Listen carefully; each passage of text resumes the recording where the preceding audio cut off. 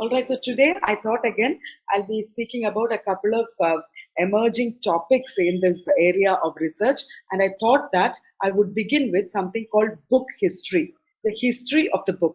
So the hypothesis in this case would be, the how the editions sort of change the meaning, and how certain editions actually edit out some portions, and how the book is presented initially, and how later the image of the book itself changes. And you can also look at the history of the book from various perspectives. It need not only be a chronological analysis of the book, you can look at it from multiple perspectives, like, from the post-colonial angle, or you could look at it from the gender point of view, and how the book has been received. So the reception theory, as well as the idea of the author, all these things are embedded within the concept of something called book history.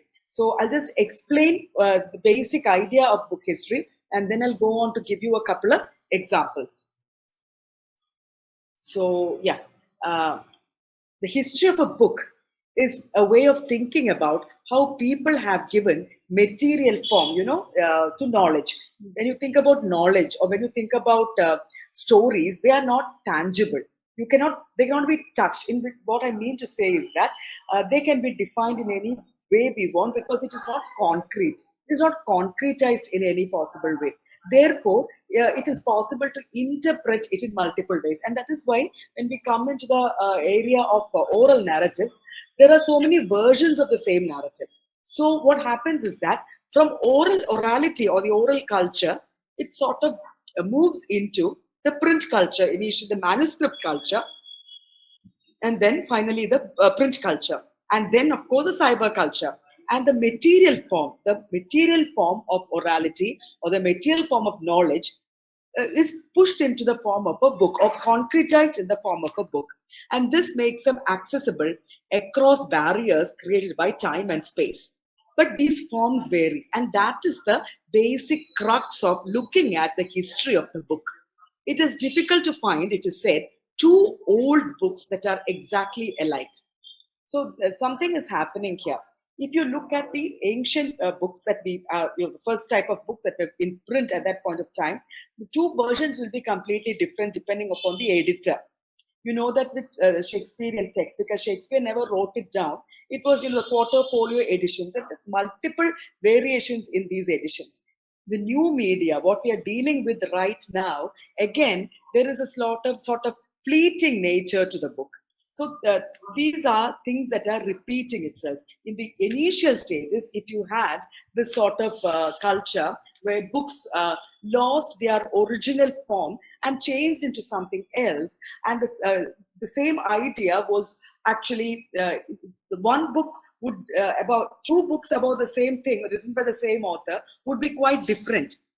Depending on the editor who published it, depending on the area in which it was published. And later, of course, when translations happen, a huge change would come over the book.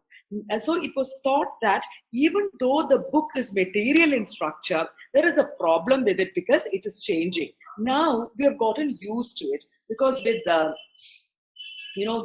idea of the multiple authorship and many people editing the same text, you have again a scene where the concrete format of the material book is vastly changing. So this is a very fertile area for research, and you have n number of books which are coming out again in the bestseller genres even, that trace the history of a book. So when you look at the history of a book, it is not just the production of the book that you're bothered with. There are multiple other factors. For example, as much as the author is important, the editor is important. The type of printing that is used is important, the materiality of the book. And then, of course, the publisher is important. The people who write about the book critics are very crucial, and the academics are also important. When I give you the example of The Second Sex, written by Simone de Beauvoir, and the history of second sex, you will very clearly realize that. And the ideology to change also has a huge impact on the content of the book and the way in which the book is interpreted. And therefore, the later editions may have these different interpretations written into the margins. And that is why, if you have this article by Jerome McGann, if you look at the writings of Jerome McGann, and he talks about scholarship, he talks about reading as a performance. And he says there are different types of reading. And for him, the most intensive type of reading, according to Jerome McGann, is reading to translate. So he said it is when you read to translate that you read very closely, because each word you need to find a cultural equivalent in another language, which will have the same resonance, which will have the same impact. So it is the best sort of readers are those who read for translation, he said. And then he said translation, as well as making a parody out of a book, making a performance out of a book, all these are performances. So you're playing on the multiple ideas that a book can convey by translating it or by creating a parody out of this particular book.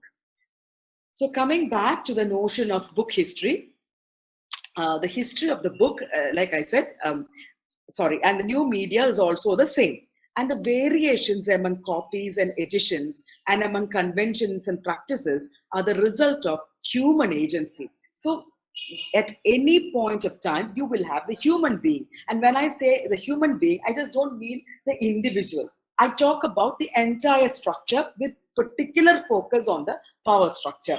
For example, now all of you are students of literature, and we know that we are asked to study what is presented in the canon, the so-called canon. Now, the canon is not a neutral term. The canon is not an objective term. The canon is a very politically loaded term, because we very clearly understand that it is the academics who decide who or which writer.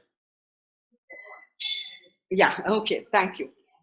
So yes, she says she agrees that, the reading is most intense when we go for translation. So this is the basic idea. That is, what was I saying? Canon, ma'am, canon. Canon, yeah. The canon is extremely political, because academics and the power structure, there is an unwritten collaboration perhaps, and they would decide what should be taught in a classroom and what should not be taught in a classroom. For example, you have Ramanujan, A.K. Ramanujan, who wrote that there are 300 versions of the Ramayana. It's an article about more than 300 versions of the Ramayana. In many places, this article is not taught as part of the syllabus, because it doesn't fit in with the power structure. In much the same way, there are many books which are thought to be dangerous. There are many books which are thought to offend the moral sensibilities of people. So these books are left off. So what we have to understand here is that what we get to read as part of the syllabi, which buys into the canon, is never objective, is never neutral. There is a politics in play. And there are a lot of characters who are involved in this. Book publishers, book people who are into PR agencies, public relations agencies who push their books, and the people who are getting awards. Often you notice that one year somebody gets an award, the next year that book becomes recommended as a textbook. And a banned book, who decides which book to ban, or whose religious sensibilities or some other sort of sensibilities are offended. So all this comes into play when you deal with a particular history of a book. So, yeah. So these relationships are often revealed indirectly by focusing upon the contributions of the mediators between the reader and the author. So these are the mediators who I was talking about. You have those who produce the books, they make and sell, the editors, the publishers, the librarians, and of course the collectors. People who collect these rare editions of books. And these are all essential figures in what is called a book culture. So again, this becomes part of our cultural studies also. And, and book culture will definitely lead us into the new world of cyber culture, where our understanding of the book is being completely reinvented. And the modality of reading, the idea of cognition, everything is undergoing a huge change. So when we talk about book history, it is not very textual, I would say. You're not just looking into the text. Of course, that is important. But as much as the text is important, the outside, the context in which the text is produced, the context in which the text is received, and how it passes on from year to year, that also becomes extraordinarily crucial. So this book culture is made up of a web of connections. Each person in the entire web, there are multiple strands, and each person, any strand they are knowingly or unknowingly impacted by the actions of the others.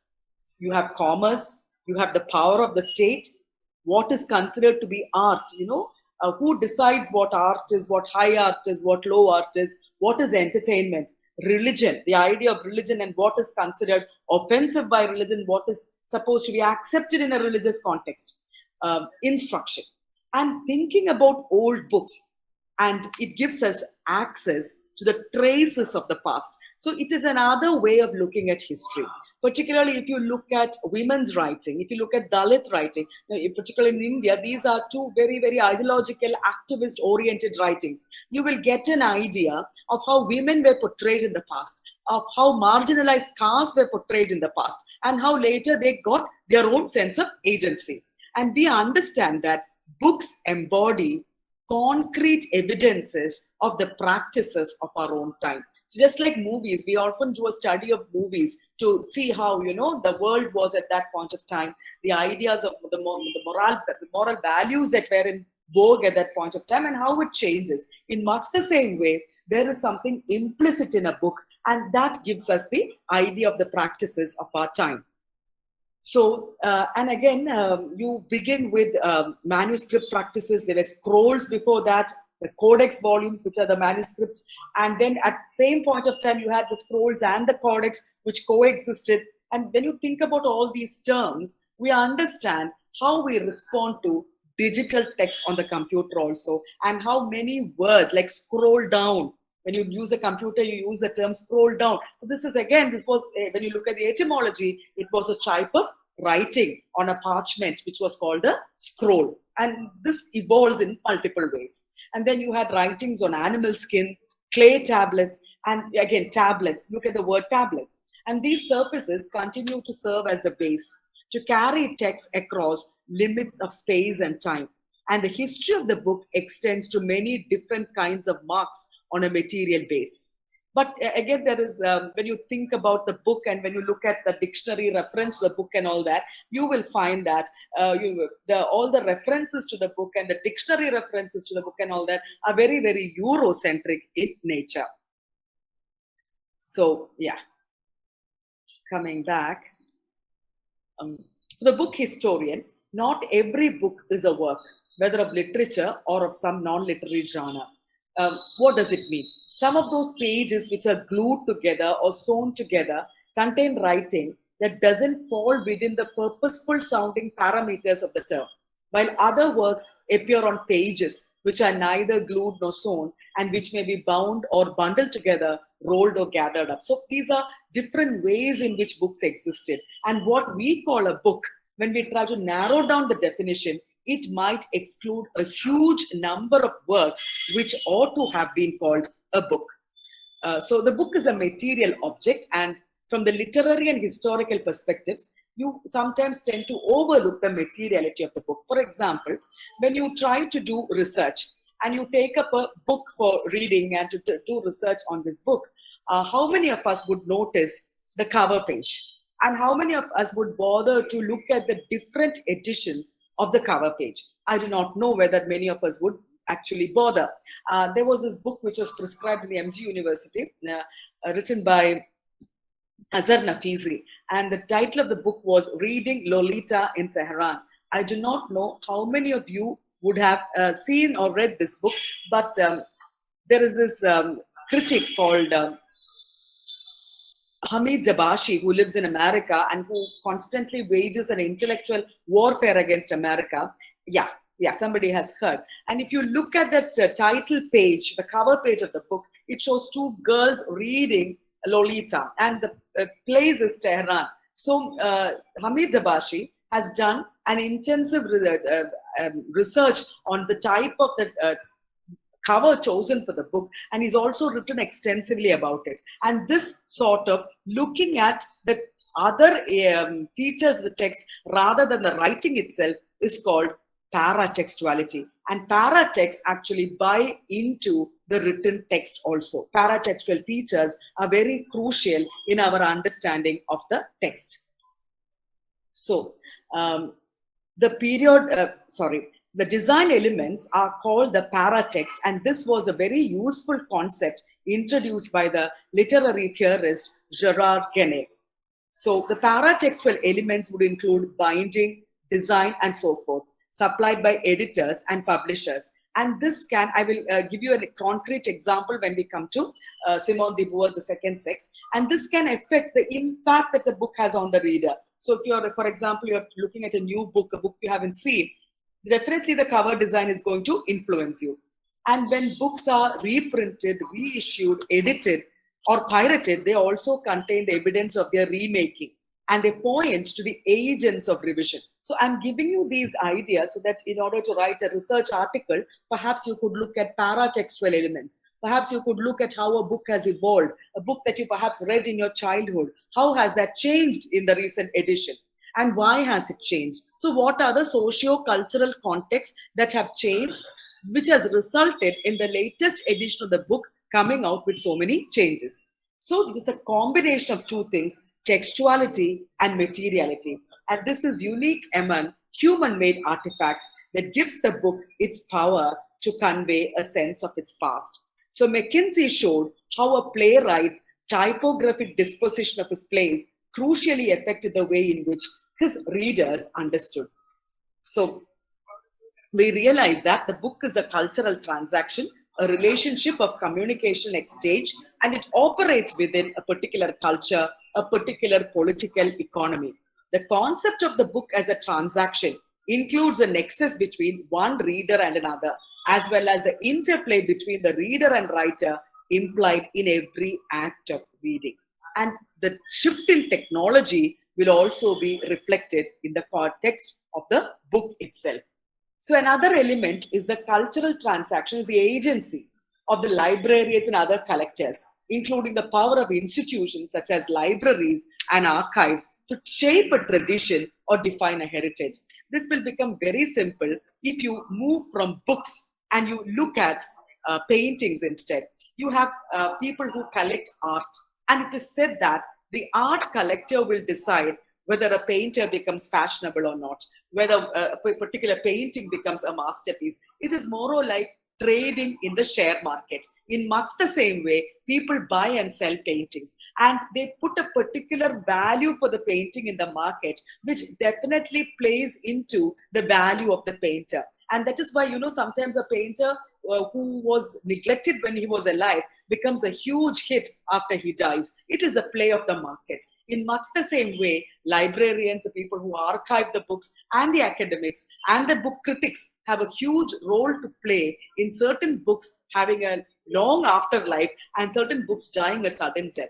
So I think this will make the research pattern very interesting, whereby you have to go into the world outside and check out the different ways in which a book has been manipulated by its multiple readers in different levels and different contexts. Yeah. So some scholars have adopted methodologies addressing a wide-ranging or macro-level analysis to capture the role of books in social transactions. And we find that there's something called the commonplace book, and this is just a cultural curiosity. The commonplace book was the initial, the forerunner of the encyclopedia, where people would write down everything they knew. All the knowledge that they had would be written in one book, and that was known as the commonplace book. And they were copying down ideas, they were writing it down. Okay. And then the way in which book history is done, one is chronology. So the most conventional approach to the history of the book might be to start at the beginning, continue to the present time. That is a chronological a way of doing research. Another is the cultural context, and that is where Robert Darnton, Darnton, sketched out a communication circuit. It showed the book moving around an oval track from author to publisher to printer, then to the bookseller. So, and again onto the reader. So it was like an oval shape, and from the reader, based on the feedback of the reader, implicit or explicit, again the context of the book would change. So he argued that the reader completes the circuit because the writer is also a reader. It was a compelling way to capture the complexity of a book's trajectory through space and time, and to demonstrate the influence of the book trades, the commercial aspect, the financial aspect of how a book does in the market, in the which and the way in which readers sort of interpret certain authors. So it is also called a bibliocoin, that is the text becomes a currency which is used for exchange. And every scholar whose work includes book history uses these approaches, the chronological approach, or the looking at the context of the book, or looking at the circuit of the book. All these are ways in which the researcher looks at book history. So, and before I go into the examples, I'll just give you one more terminology that's called the transmedia author. So the transmedia author, the authorship is constructed in relation to the text. That is, it is sort of distributed authorship. That is particularly valid in this time when you have the cyber culture. The first point in which you had a transmedia author was when books were adapted into films. So the adaptation happened, and the director also became an author. And the visual element, the audio element, all this was overseen by the director, and therefore he became the transmedia author of the book. So the systematic dispersal of multiple textual elements across multiple channels based on multiple modalities, multiple technologies demands the existence or the formation, you could say, of something called the transmedia author. And I hope you will connect here to what Roland Barthes had said long ago about the death of the author, and how, there is not one author, but there are multiple influences upon the author. So if you look at book history also, you will find that from the oral tradition, now again, we have reached a place where the authorship is never fixed. The authorship is fleeting, it is momentary, and with transmedia authors, the possibility of multiple people editing and writing into the text is increasing. And when you look at adaptations in movies, you look at multiple adaptations which come of the same text. All these are transmedia authors, and the book has an ongoing afterlife, the multiple adaptations of the book. And even in movies, you have this. You have one character, perhaps a cartoon character like Spider-Man, but with hundreds of different varieties. So all these people who are recreating Spider-Man in different contexts. You have the Indian Spider-Man, you have the Korean Spider-Man. So these are all transmedia authors. Spider-Man is created by somebody, but that somebody has lost relevance because Spider-Man has been completely reinvented in contemporary times. So I hope you understand what I'm trying to say when I talk about the transmedia author. You have to actually connect it to the cyber world to understand how fleeting is the idea of authorship. So a couple of examples that I wanted to talk about. One is the book called ASCENT to Glory, and it is all about 100 Years of Solitude by Marquez. And the title is How 100 Years of Solitude Was Written and Became a global classic. It is written by Acuna. All right. So he uses evidence from the Marquez archives, libraries in 5 countries, and the book examines not just the publication of 100 Years of Solitude, but it actually goes into great detailed discussion about the 4 decades before the novel was published. They study the ideas, conventions, styles, objects, people, and organizations that made 100 Years of Solitude imaginable as a work of art in the first place. So we are very familiar with 100 Years of Solitude, and we always say that it is belonging to the genre of Latin American writing. So let us look at how this entire genre was created. So let us see. The multiple factors had to work in order for the realization of Gabo's book. And they facilitated the circulation of the work of art from one culture, country, and generation to another. So there are a broad constellation of people, groups, objects, and organizations, sometimes totally unrelated to one another. So the first thing that Marquez had to face, so he's starting years before Marquez actually wrote this book, and he said that there was nothing called a Latin American literature. So you had different types of literature emerging from that place, each bound within its national boundary. But the pan-cultural Latin American literature was not available. And a particular magazine called Primera Plana, exactly when Garcia was writing his novel, actually prophesied that things were changing. And that was a sense of constituted autonomous literature at a level of achievement compared to other literatures of the world. So there was national writing from this particular place, but at the same time, people were trying to connect to a pan-cultural narrative, which would encompass people of that area writing from different regions into tying it into a particular genre. When Marquez was born, most writers believed that there were multiple national literatures, for example, Peruvian literature, Venezuelan, and Cuban. But it is with Marquez and the publication of such books that the idea of Latin American literature was circulated.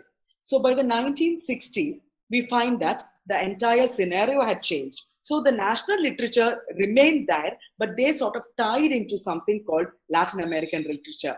As both the highbrow journals and the mass media said, literature now coming out of Latin America is of the first importance. So you understand how journals, academics, writers sort of create a particular type of literature which they name as Latin American literature. So up to a particular point of time, there was only national literature which was coming out. But then with these sort of cultural brokers, as Acuna calls them, come together with a single idea, a particular concept is grafted.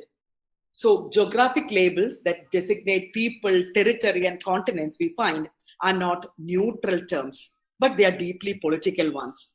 And aesthetic labels are also so. And in 1927, in April, that's around the time Marquez was actually born, a critic wrote, Madrid is the intellectual meridian of Spanish America. So this was, it is said that his essay caused an intellectual tsunami in the region. It attacked the name Latin America for being false and unjustified, and despised the term Latin Americanism. So instead of Spanish, he wanted the term Spanish America to be used instead of Latin America. So this is what the writer is trying to tell you. How does the naming of something affect you? How does what is the politics that plays into the terms that are used? So we realize that aesthetic labels, geographic labels, nothing that we take for granted is actually that way.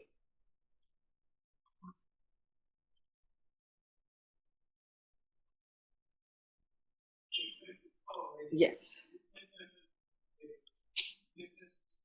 One second. In 1960s, when the creators like Marquez had more opportunities to meet people, talk about their work regularly, Latin American idea, the idea of Latin American literature became a widely shared regional conversation, and it became what Acuna has called a literary agenda. And the reason why I am saying all these things is that, this is just one book about a particular area. But if you look around yourself, you will find that these sort of writings and these sort of labels are emerging from our understanding also. For example, Indian writing in English or Indian writings and regional writings in translation, there are multiple terms. And when you look at Indian writing in English and you ask the question, is Vikram Seth then, does he belong to the genre of Indian writing in English? There's a huge question there. And there is a lot of debate which is going on regarding who are Indian writers writing in English. If you're an Indian and you have moved away from India, you're not writing about India at all, then do you become an Indian writer in English? We don't know. So these labels are arbitrary. They can be subjected to debate and questioning, all right? And revisioning as well. The next book that I'm taking up is Boer in Time, Simone de Beauer's The Second Sex, which all of you have studied at some point of time. And this book is called Boer in Time, and it is written by Meryl Altman. So I'll just read out from her book. The second sex mattered enormously at the outset of second wave feminism. In memoir after memoir from the 1960s and 70s, we read that this one book changed women's lives, led them to invent consciousness raising, and abandon the old way of marriage to see their culture, their families, their own bodies in new and challenging ways. So, I like to quote Kate Millett. Betty Friedan wasn't the mother of us all, Simone de Beauvoir was. So, what does it mean?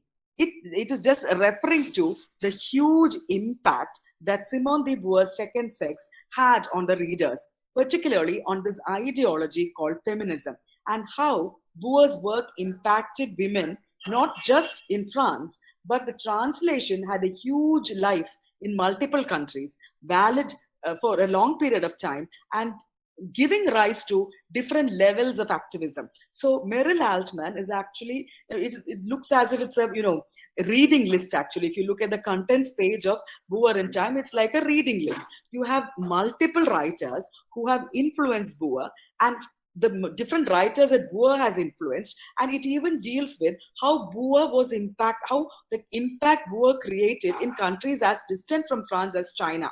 So perhaps we, at this point of time, we also ought to look at, when we do gender studies, when we do writings with feminism and all that, and we look at the early books, and those books have to be read as historical curiosities. They have to be read as cultural curiosities. And in order to look at them in a different perspective, we need to look at the initial context in which these books were written and these books were published. And that is exactly what Mary Altman is trying to do. And that becomes very important. Kate Millett's quotation that Simone de Beauvoir was our mother, giving birth to this ideology called feminism. So now I want you to listen carefully. Now, H.M. Parsley, P-A-R-S-H-L-E-Y, he actually put out the first few editions of the English version of Simone de Beauvoir's Second Sex. So he had brought out two editions, all right? And Mary Altman says that, I actually saw these two editions. And that is when it struck me the completely different ways in which the same book can be pushed out to the public. So one was a large format work of serious philosophy. It was undecorated, and it was intended to be read at a literary table, where people of literature sit around, or you sit in a library and read that. And this is the text that functioned as the basic idea, a basic text in women's studies programs. And reading that text was a scholarly, rigorous undertaking. So the no frills and nothing like that. Very serious, a very serious tome, full of ideology, full of theory. That is how one version of Simone de Beauvoir's Second Sex was presented. The next copy is a paperback. And the cover actually at that point, this is paratext. You have to think about Gerard Genet's paratext. The cover of Simone de Beauvoir's Second Sex showed a naked lady emerging from a vague and lurid yellowish haze. I'm quoting from Altman. And blurbs emphasize, blurbs is what is written about the book. It emphasized the daring, titillating content, marking and marketing it as a book about sex. Very easy, right? The title of the book itself says Second Sex, and very easily they were able to push it out as a book that talks about sex. And this is the blurb: the most penetrating, frank, intimate book ever written about a woman, right? A French woman who never loses sight of the needs and desires of both sexes has used her artistry and erudition to explore woman in each of her many dimensions. So just look at the completely different ways in which these two editions are pushed out to the public. The content remains the same. I'm just talking about the paratextual details. So definitely the people who had read the paperback first would have thought of it as a titillating book, a book about physical desires, looking at the title. But the book which was presented as a very academic and serious book was taken up for research, for study, for debates, and which led to it having a huge impact on activism, women's activism all over the world. People who did not even relate to what Simone de Beauvoir were influenced at some point of time in their lives by what she said because of the way it was discussed in academic circles. If it had been only the other edition of Partially, perhaps this book wouldn't have been taken up for such serious discussion. So the idea of the paratext becomes very, very crucial here, and that is what Mary Altman is also discussing. Now, how could a mass movement have been started by a book which never actually talks about the possibility of a collective action? So Simone de Beauvoir just problematizes the life of a woman. She never calls for action. She never talks about the movement which will fight for equal rights and all that. So what are we to do? What are we to do with a book that does not speak of differences between women? It never talks of women in Africa, women in Asia, Indian women, women of color, nothing. Identity politics has come to change our perspective. But this book actually has spoken to not just white women, but to women of color all around the world in an extraordinarily powerful manner. And of course, the translations of the book. Now, I think we should just, I should just take a minute and tell you about the crucial figure, I mean, crucial interventions that translation does. It all depends on the translator. It all depends on the taste of the translator. And once Gayatri Spivak was speaking at a conference in Kerala somewhere, and she said, the translation of Marxism, Karl Marx, Das Kapital, and the Manifesto, it was not written in English, it was written in German. And several words were interpreted in the way the particular translator wanted to interpret it. And therefore, there may be changes. And she said that somebody should go back and once more translate Marxian ideas into English, because the German words, they might have a different meaning than what was seen in the earlier translations. This we also know when we read Aristotle's Catharsis. Catharsis is interpreted in multiple ways because Aristotle did not write in English. So the translation actually plays a vital role in communicating the ideology. And a lot depends upon the translator also. And that is why, when we think about Derrida again, Derrida was translated by Spivak. And if you look at the structure sign of linguistics, everything that Derrida said could be said very simply also. But the language is extraordinarily opaque. And people who are here and elsewhere who do not know French are only looking at Derrida through the lens that Spivak has given us. So we have not read Derrida. We have only read Spivak's reading of Derrida in a different language. So again, the complications are innumerable. The same thing happens to the second sex also, because we are not reading the French. Yeah. Then later, initially, if Beauvoir had a huge impact, later in the 1980s, after the second wave of feminism, feminists, they continue to appropriate her insights. They continue to use the great shift in thinking that Beauvoir had brought about, but they also used her as a punching bag. So it's a binary. Either you use her as an idealized icon, as Mary Altman says, or you use her as a punching bag. You sort of blame her for all the evils that has happened to women in the world because a white woman did not take cognizance of the woman of color. So instead of actually responding to what she wrote in a historical manner, and when I say historical manner, I'm saying contextualizing the second sex.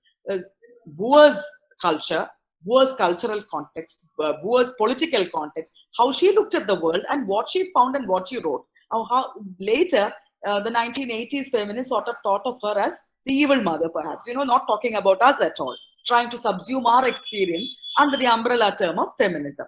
So Beauvoir's representation across the range of her writing, with particular emphasis on her 4 volumes of autobiography published in France from 58 to 72.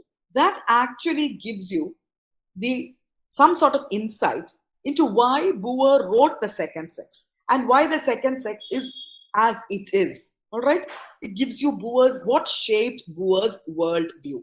It traces Beauvoir's adaptation of Husserl's notion of temporality It refers the influence of Heidegger and Merleau-Ponty and on Boer's representation of the experience of temporality, the change of time. It argues that, in her view, the collaboration of the author and reader is crucial for recreating the lost self of autobiography. So, the autobiography, again, I'll come to that in the next part, life writing and autobiography. What I'm trying to say here is that how Boer has looked at herself, and again, you find that in her view, the autobiography, it's very clearly, you can find that in her perspective, there is a collaboration between the author and the reader. And only this can recreate the lost self of autobiography. So what is lost in the process of writing an autobiography can be recreated with the transaction between the author and the reader. So quickly coming to, where is that?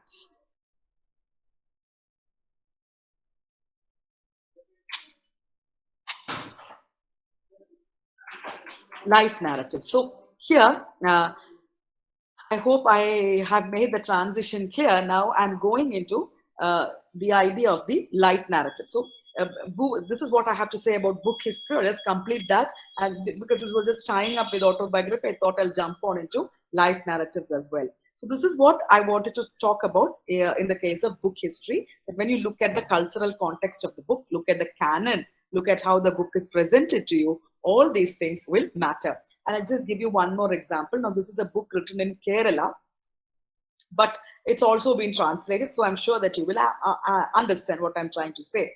It is written by Sangeeta Srinivasan. No, she's, again, for people from Kerala, she's Sarah Joseph's daughter, so you may know her in that capacity. So the name of the book was ASCENT, all right? In Malayalam, the book was ASCENT. In English, she herself translated the book. English, Penguin published the book. It is ASCENT again. And I just want you to listen to this. Now, it's a story of a book. ASCENT, I guess, it's referring to substance abuse, tripping on acid. All right. So tripping on acid is a particular drug. Acid is a drug. And tripping on acid meant you have went to a hallucinatory world using that. So Malayalam version of ASCENT had the hourglass there and time running out, which actually did not have much to do with the book. The book is actually the relationship between two women, very, very close relationship. One woman is married and has a child who's mentally not mentally challenged, and the other woman comes in and helps her, and they have a very close sexual relationship as well. So in Malayalam, another great writer reviewed the book. K.R. Meera reviewed the book, and she said it's a lesbian novel. And in Malayalam, the entire trajectory of the reading of the book changed because it was only taken to be a lesbian novel. The problem with calling something a lesbian novel, let's look at it in another perspective. Would you call Romeo and Juliet a heterosexual text? Or any love story that you know about a man and a woman, would you call it the tagline? Would the tagline be a heterosexual narrative? No. Why? Because that is supposed to be the norm. Therefore, you do not emphasize the norm. But a lesbian relationship is somewhat deviant. And that is why you say it's a lesbian novel. I hope you understand the context. All right. So why would somebody call a particular text a lesbian novel? Because it's just about two women, two men, or a man and a woman. If a relationship between a man and a woman doesn't merit the tagline heterosexual romance, then why should a book merit the title lesbian love? No, it doesn't at all. And yeah, when you look, so I talked about the cover page of ASCENT. It was just an hourglass. But when you go into the Penguin edition, Penguin's English version of ASCENT, title remains the same, but the picture on the book is lotus, a blue lotus blooming in water. The water is slightly, acidic, and it's like the lotuses are blooming in acid. So the thing is, the name, and of course there is substance using in the novel extensively. The women use it. So the protagonist of the novel in ASCENT, in both Malayalam as well as English, is Kamala. So lotus blooming in acid, and the famous painting of Van Gogh, which had these flowers, it's been transposed into the lotus, and that has been used at the cover of the text, which is very, very evocative. So the paratextual detail become very crucial there, don't you think? So what was ignored in the Malayalam version was picked upon and pushed to the forefront in the English version. So you had the same text written in two languages by the same writer, giving you a completely different project to say. And again, the reading of the novel seemed much more easier to read it in English rather than read it in Malayalam. Then again, you step back and think, why is that? Why does the book seem so easy to read in English? The fact is that when you talk about psychedelic experiences, when you talk about drug-induced dreams and all that, Malayalam language is not used to describing such experiences because it was not written about much in Malayalam. So this becomes one of the pioneering works, finding words to describe such experiences. Whereas in English, there is an already available vocabulary, a very rich vocabulary. Because you have all these, these Beatles songs, Lucy in the Sky with diamonds in her eyes, signifying LSD, and n number of references to using drugs, and n number of novels about drug using. So there is an already available vocabulary. So look at the irony of it. The same writer, when she writes in Malayalam, has to hunt for words. But when she writes in English, which is not her mother tongue at all, the vocabulary is there, aplenty. These are all paratextual features. These are all part of book history. These are all issues in translation as well. So I would, this is just, what do I say? A project that you could take up, look at the history of, like somebody I just saw in the chat box, somebody said that there are many versions of Indulekha. So Indulekha is supposed to be one of the earliest Malayalam novels ever written. And it's very, very ironic because Indulekha, it is said, was a translation of some English romance, which the author wanted his wife to read in Malayalam because she did not know English. And he just translated an English romance, but translated in such a manner that the cultural context itself changed. And the agency of the woman characters also change. So there has to be a lot of research more on Indulekha, and that's why there are so many translations of that book as well. All right. So coming back to life narratives, now that is another thing that I wanted to talk about. Life narratives. So again, right, and Simone de Beauvoir also. I would advise you, if you haven't read Altman's Beauvoir in Time, please do so because it's very, very interesting. You not only see the beginnings of the book, you also see the afterlife of the book and how the interpretation of the book has changed, the reception of Simone de Beauvoir has changed, and how different cultures look at Beauvoir. So life narratives. Autobiography is a term for a particular practice of life narrative that emerged in the Enlightenment era in the West, of course, and has become canonical in the West. So autobiography is the most widely used term for life narrative. Now here I want you to take note of the fact that I am using autobiography and life narrative differently. I'm not sort of substituting autobiography, life narrative, or the other way around, because there has been a lot of work done which problematizes these two concepts, autobiography and life narrative. Yeah. Where is that? Autobiography is the most widely used term for life narrative. It's a term that has been challenged during the beginnings of postmodernism and post-colonial critiques also of the Enlightenment subject. So autobiography, sort of when you look at the meaning of the term, it celebrates the autonomous individual and the universalizing life story. So this is the problem with autobiography. Because when you look at life from the margins, you realize that the possibility of being an autonomous individual is not very great. We also realize that life stories cannot be universalized. Even though you're talking about a particular cultural, political, gender context, not all people will have the same narrative. So theorists of autobiography have installed this master narrative of the sovereign self, the autonomous self, as an institution of literature and culture, and identified in the course of the 20th century a canon of representative life narratives. So the life narrator actually confronts not one life but two. One is the self that others see, the social, historical person, and the other, um, personal appearance and social relationship. These are real attributes of a person living in the world. But there is another self. That self is experienced only by that person. The self felt from the inside that the writer can never get outside of.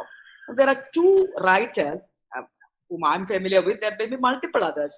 Two writers who have brilliantly used the idea of autobiography in their novels. One is Shashi Deshpande. I think it's a matter of time that you have a woman who actually edits her autobiography. She only says those things that she feels is suitable for her image, her reputation. And anything else that would mar her reputation, she just deletes from her autobiographical narration. So the idea of self censorship is also very clearly conveyed by Shashi Deshpande. Another novel which talks about autobiography is Atwood's The Handmaid's Tale. It, again, taking off, Handmaid's Tale came out with a sequel recently. I don't remember the name of the sequel. And there's a series also about the Handmaid's Tale and its new sequel.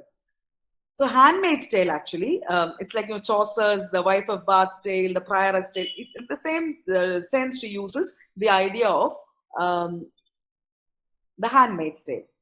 And as we know, a handmaid is somebody who works for somebody else. And again, it's a dystopia, a world where women are seen as belonging to men and all that. And all the women have names which sort of tell us who they belong to, like off red, belonging to red, in that manner. So what happens here is that at the end of from the beginning till the end, we get the idea that it's being narrated by this woman. At the end of the novel, we find that this is being read out by a male academic at a conference. So we are have multiple possibilities here. Who has written this? How much of the voice has been appropriated? The gender appropriation, the academic appropriation. So all these things are questioned by Margaret Atwood. So even in real life autobiographies, we find this, the huge problem of what is said and what is left unsaid.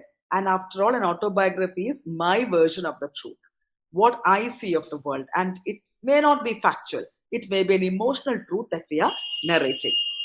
So, once a political advisor on network TV said, it is not that we need to change the policy in response to public opposition. About some government policy, he was saying this. Our conclusion is that we need to change the story we tell about the policy. So I'm just trying to link the idea of the narrative to life story as well. So we as a, like Yuval Noah Harari, the popular writer, has said, we are a storytelling species. We have consistently and constantly been telling stories to ourselves. And that is why I said, we are always a post-truth species, because we constantly deal in stories. And this commentator on TV made it very clear. No, it's not that you could oppose the policy, but you should present the policy, you should tell a story about the policy in a completely different manner. So you look at the multiple policies that any government has taken and look at the narrative that surrounds this policy. And the narrative will decide whether the people see the policy in a positive or in a negative light. So, this is a redefinition of narrative politics. The public relations guru Edward Bernays believed that we could manipulate people's unconscious desires by appealing to them, and you could sell them anything from soap powder to political policies. It was a matter of crafting the right kind of story. So you move from autobiography, which came with a sense of autonomy, to life narratives, which sort of place you in a cultural context. So, and there is a popular consensus that we are all talking about narratives, multiple type of narratives, and the scale of narratives has also changed.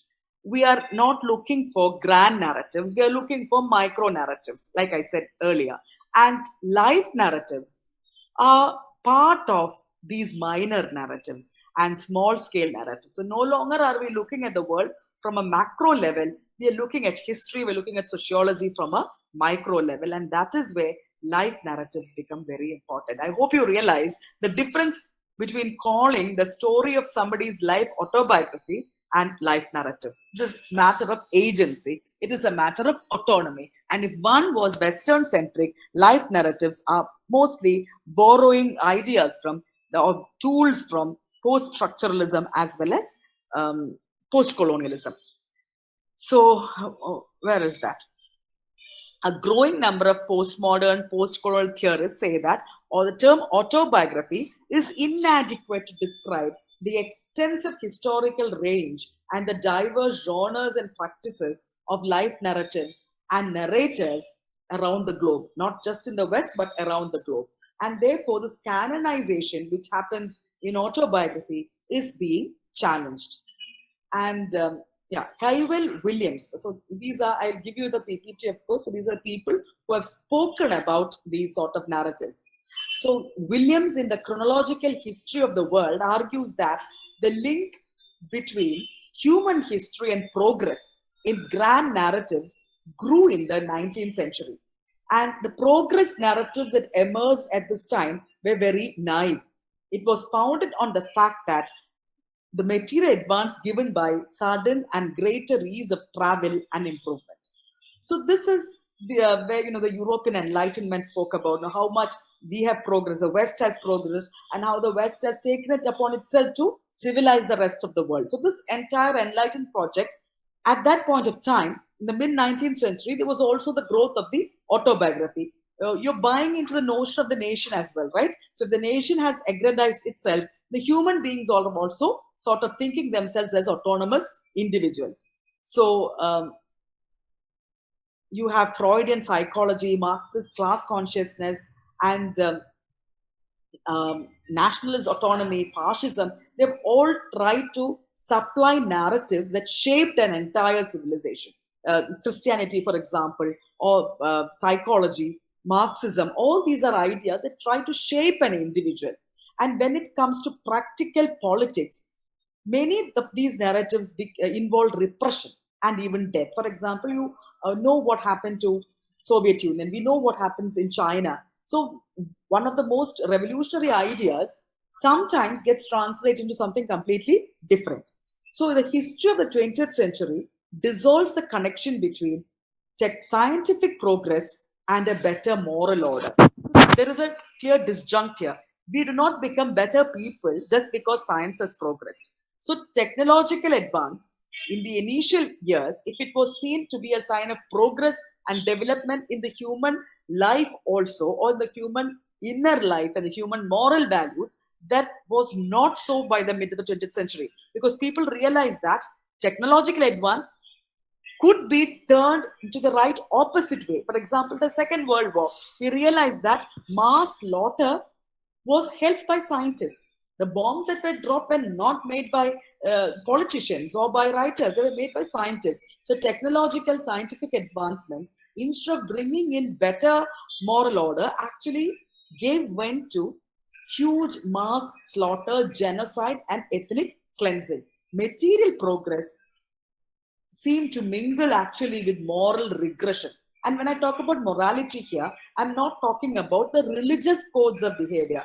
I'm talking about sustainability. I'm talking about inclusive thinking. I'm talking about egalitarianism. So none of these came in along with technological advancement.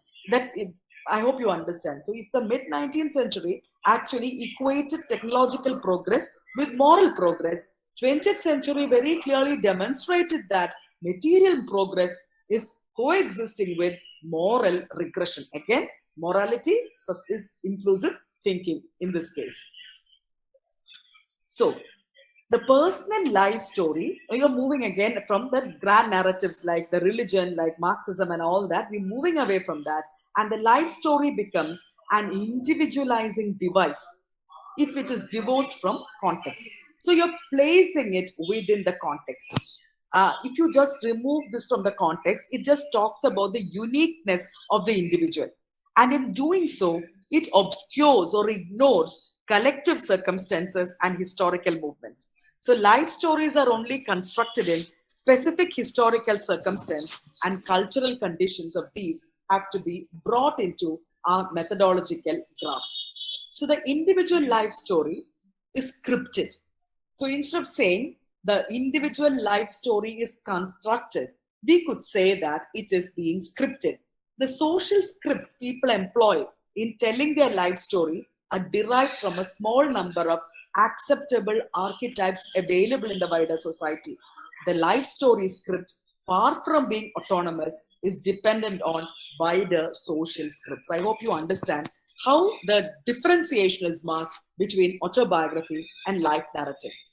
So when we listen to a life narrative, we get a combination. There is a combination of the structure, of course, the genre, archetypal stories which are derived from the wider social forces, and the personal characterization the life storyteller invokes. The life story, therefore, is culturally located. So the same story cannot be said by another person living in another culture. And if the same person had moved to another culture, the story would be different. So this sense of liminality is very clearly present in the idea of the life narrative, which was not there in the case of autobiography. That is the main difference. So life stories may not acknowledge their cultural location explicitly. Neither may they reflect explicitly on the historical location. But the life story as data faces a third dilemma, that it can be a decontextualizing device or at the very least an under-contextualizing device. Again, this depends on from one life story to another. So in Kerala, you had n number of life stories coming up. For example, you had the sex worker Nalini Jamila writing about her life. So this becomes a life narrative because it is very clearly rooted in the cultural context of Kerala. And the idea of time. There is a broad historical time. Then there is the specific experience of particular generation. Then there is a cyclical time, the changes of the life cycle from birth through work to child rearing to retirement and death. And finally, there is the personal time, the way each person deals with the development phases in her life or his life and the patterns according to dreams or objectives or imperatives across the life force. So I hope I have made sense to you here because I was trying to talk about two things: the life story of a book and the life story of human beings. And I just wanted to connect these two because the life of the author, again, you're not talking anymore about the autobiography of the author, you're talking about the life narrative. And you're also talking about not just the material presence of the book, you're talking about multiple intangible factors that have worked their way into contextualizing a particular book and making it into a bestseller or sort of killing it with a sudden death. And the idea of canonization, which is very, very political in nature. And again, you can do n number of research projects based on, if you're bilingual, you can definitely do a translation based project, which will, even you can get funded for that depending on the type of translations that have happened. And there are n number of examples. If you look at early translations of the Arabian Nights, translations of Kalidasa. And this very interesting story. When Kalidasa was first translated into English, in Kalidasa, Shakuntala, and when he describes his heroines, there are many scenes where the heroine sweats, perspires, and that is very erotic in Kalidasa's description. So in English, the sweating is completely eliminated. Why? The translator says that, in England, the elite do not sweat. It is only the laborers who sweat. So sweating, there is nothing erotic about sweating.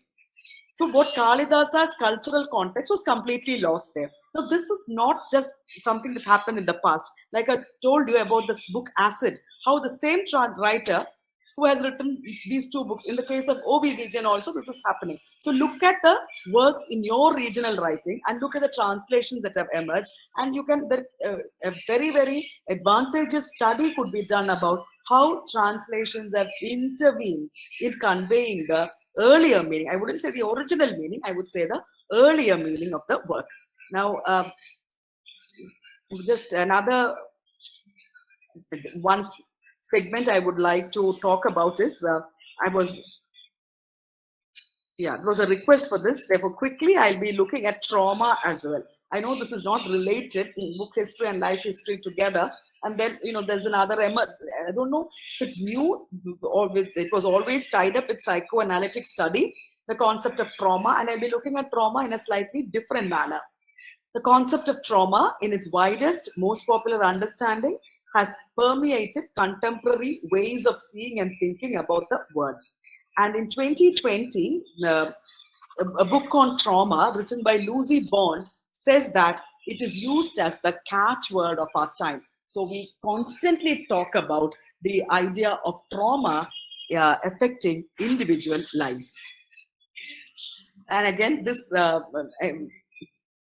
feeds into my project of interdisciplinary research, because trauma creates an interdisciplinary space for itself. It starts as a movement to illustrate the phenomenon of change caused by an injury. There is a sudden pain, sudden suffering, and the suffering and pain are narrated or performed. Performed in the sense that when you're narrating it, it's a testimony, and that is also a performance. And this helps the victim to reach a point of self-knowledge. And with self-knowledge, the victim also achieves an altered worldview. There can be two results. It can be ameliorating, it can be therapeutic, curative. It can also result in a thirst for revenge.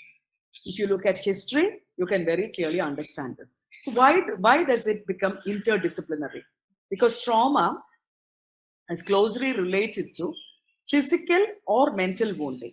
And then it is related to medicine, physical as well as psychiatry. Then cultural context also. How is trauma viewed by society? I'll give you an example. In the World War, the First World War, when people experienced shell shock, some of them couldn't talk, some of them would act as if they had lost their memory. They had lost their memory. But what happened was, at that point of time, the world around them thought that they were pretending.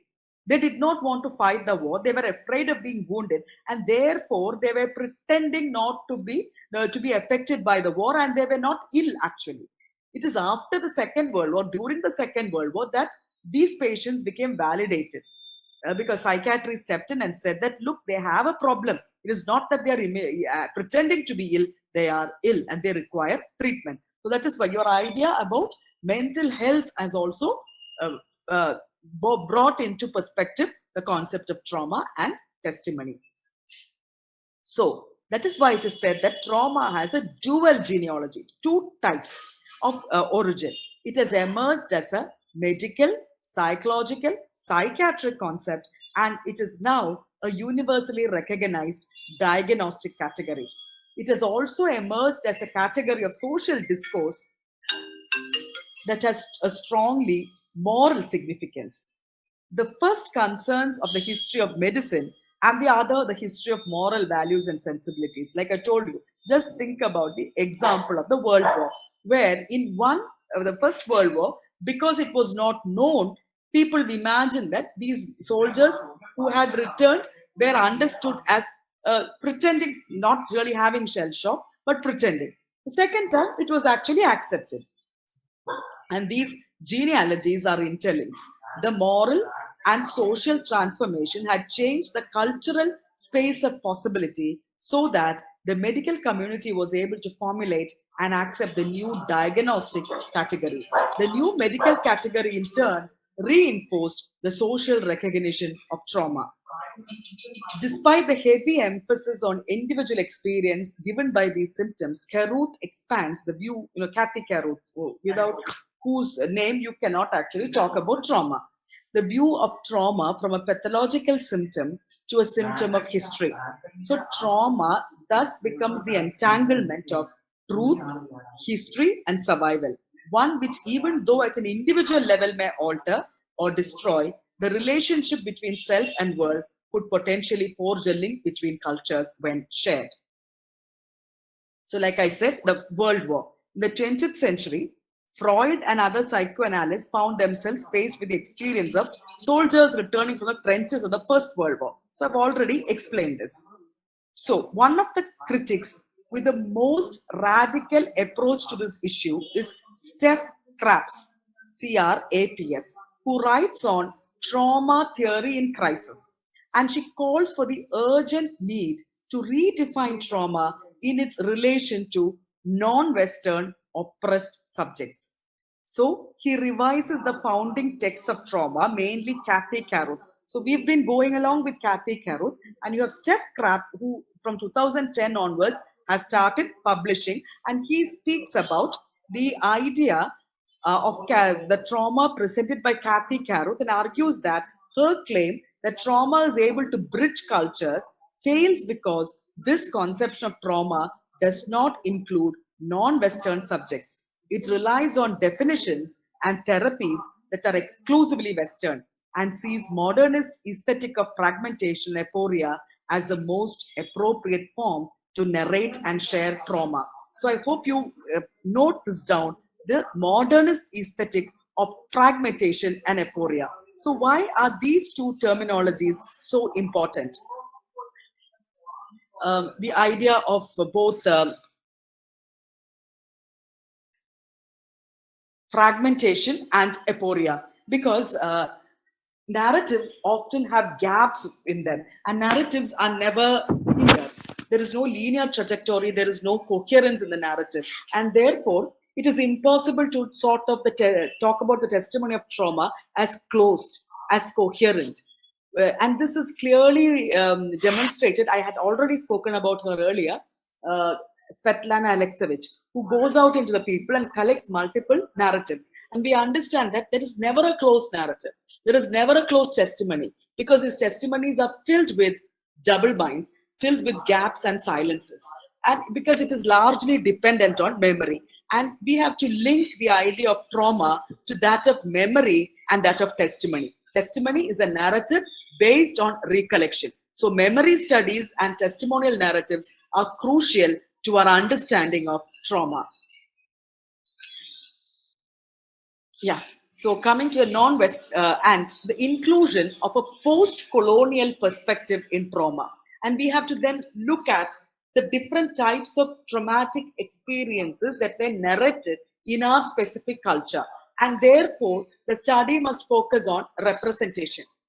Exclusion, definitely, whose trauma was vocalized, was taken into account, was built upon, who was recognized, and was a Western way of understanding the self imposed on the individual who was alive to speak, and also the relationship with the world. One of the first matters to consider, faced with a broadened perspective, is how post colonial contexts and narratives challenge the idea of individual psychological trauma as isolated from its political and socio cultural environments. In their introduction to The Collective Memory Reader, the authors ask the question, did the Holocaust cause memory studies? Now, this is something I would like to speak about to some extent. There are two events that we often talk about when we speak about trauma and testimonial narratives. One is, of course, the Holocaust, the concentration camps, the life of the Jews, and all that, which was, we feel that trauma studies and memory and all that originated with the Holocaust. The next is the 9/11 tragedy, um, where the Twin Towers were bombed by Osama bin Laden, and America lost large number of lives. So these were the two incidents that are often connected with trauma. But when we look at this, we realize that there were other incidents also which did not receive this kind of international attention. Even in the world of academia, even in the post-colonial world, we did not actually think about other events which happened on 9/11 on different parts of the world, different years, 9/11 month and the day, right? Other 9/11s also happened. So you have to read this book called 9/11 Deconstructed, written by Martin McLuhan. So Martin McLuhan very clearly challenged this idea. How can 9/11 only refer to the Twin Tower bombing? There have been other disastrous events that have happened on the same day, same month in different years. But why doesn't that memory sort of trigger off when we speak about the word 9/11? In much the same way, the Holocaust. So why is only the Holocaust being spoken of as the most traumatizing event in history? And there are n number of examples which are given by these writers. In their introduction to Collective Memory Reader, the authors ask, did the Holocaust cause memory studies? The largest shift occurred, they say, when the Holocaust became the universal symbol of moral evil and a meta-narrative. I want you to clearly take this on board. Never are the authors questioning the disaster of the Holocaust. Never are they questioning the great cruelties that were unleashed on people during the Holocaust. No, they're just saying that how come many other mass killings and genocides were ignored, and how come only the Holocaust? In recent decades, we have witnessed an amazing development. A catastrophe that had befallen a specific people at a specific time in a specific place has been accepted all over the world as a symbol of ultimate evil. And Chang, as another writer, I'll give you the details in the PPT. Chang also narrates how social trauma has been obscured. He talks about the rape of Nanking. Okay, the Battle of Nanking was fought in December 1937 during the Second Sino-Japanese War between Chinese National Revolutionary Army and the Imperial Japanese Army for the control of Nanking, the capital of China. It was terribly traumatic for the people who lived in Nanking. But according to Chang, it became the forgotten Holocaust of World War II, and it remains an obscure incident even today. And you have another couple of writers, you have Heroro, you have Bello Elu, who speak about the reductive method to speak about stories of trauma by only drawing on psychiatric vocabulary. So one, the cultural context of the trauma. The next, the ideas surrounding the medical concept of trauma. So they say, Herrero and Elu say that you cannot just talk about trauma using psychiatric vocabulary. What is needed is an approach to trauma that takes into account the historical, cultural paradigms as well as the everydayness of people's lives and their unique psychic textures.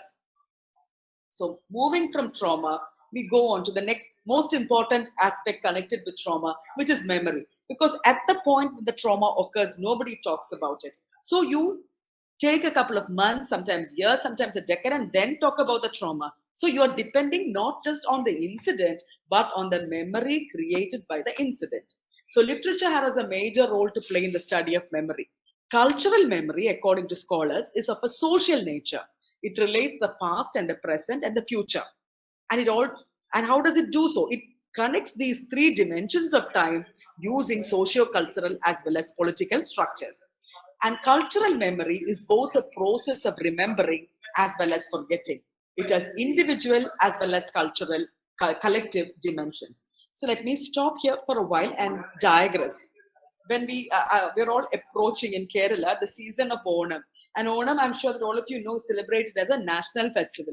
So there here, Onam is part of a collective memory. Very true. But also forgetting. Because Kerala had a very rigid feudal structure. And this very rigid feudal structure was based on caste hierarchy also. Does memory work in everyday trauma? Yes, definitely, Sharif. I'll come to that. Let me just complete this, the idea of forgetting. But in Kerala, many underprivileged castes, the marginalized castes, were not allowed to celebrate Onam. They were not allowed to wear new clothes. They were not allowed to eat out of a banana leaf or eat a fine meal. They had no right to celebrate Onam. But we say that when we say that Onam is a national festival, we say Onam is the festival of Kerala. Unfortunately, there is a huge segment of the population that is forgotten. That is very, very clearly forgotten. And we are forcing people who never were allowed to celebrate Onam to celebrate it. So cultural memory works in two ways. Yes, Sharifah, the everyday life of people definitely also has traumatic events, and this may not buy into the collective memory. It is an individual memory which is narrated, and that is where I spoke about life narratives which can be connected in this manner. Because for example, rape,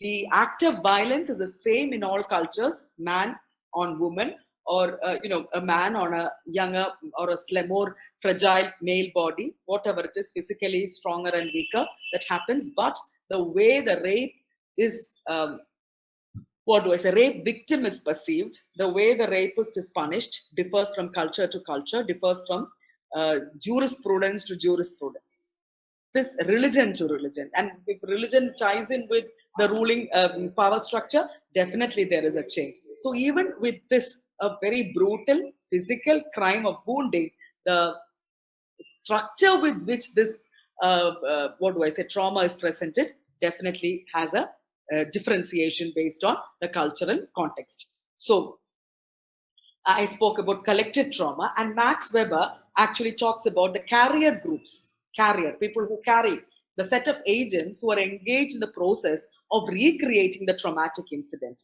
They claim to represent the group, collect the fragmented experiences, and generate discourses to validate the claims of social trauma. In the pre-technology age, the carrier group and the target audience were caught within the same social web and would have had the same experiences. For example, in the early days of the World War, everybody experienced that in the West, and they were talking to themselves as people who had all gone through the similar experiences. But now, the demography of the target audience as well as that of the carrier group is completely different. And the discourses that are generated after the event carry the seeds of memory. It may be projected as a collectively experienced traumatic event that has created an undeniable impact on the collective consciousness of a people.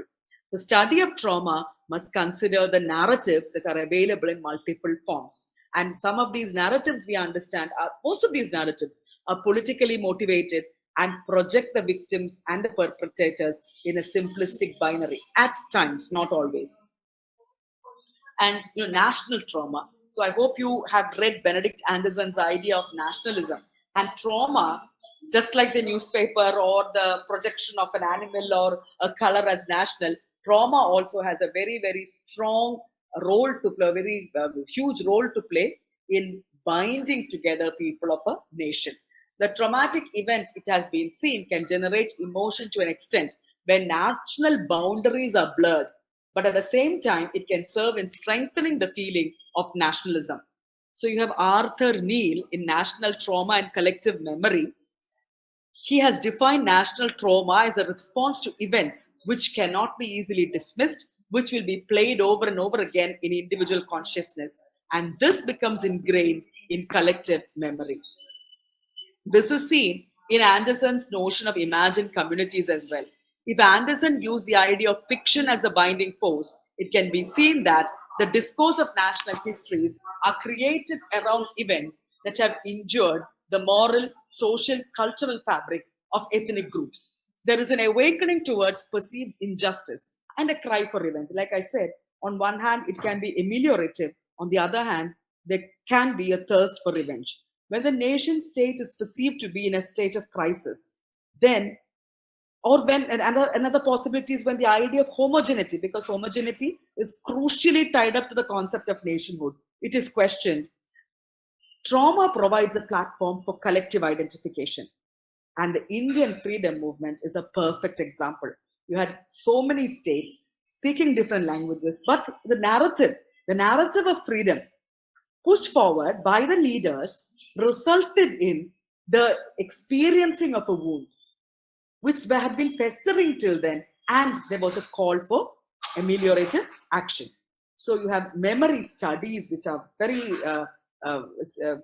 you have actual departments just to handle memory studies, because this again ties up with archives and museums as well, okay?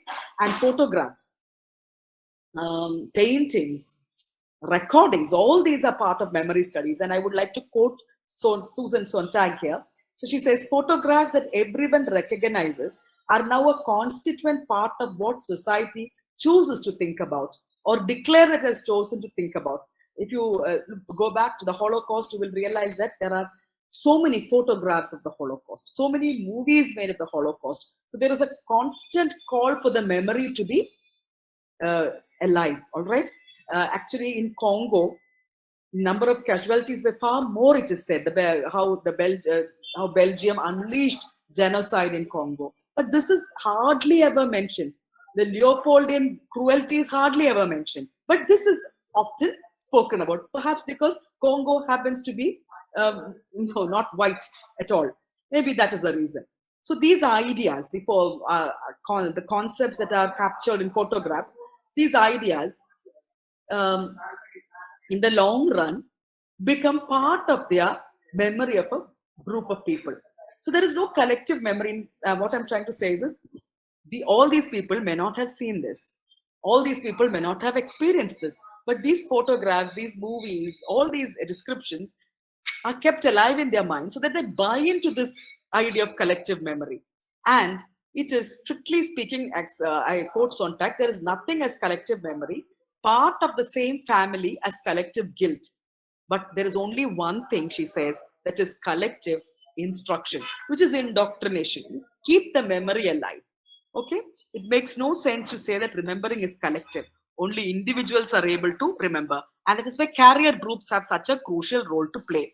However, collective instruction is possible when individuals speak the same language and can understand each other.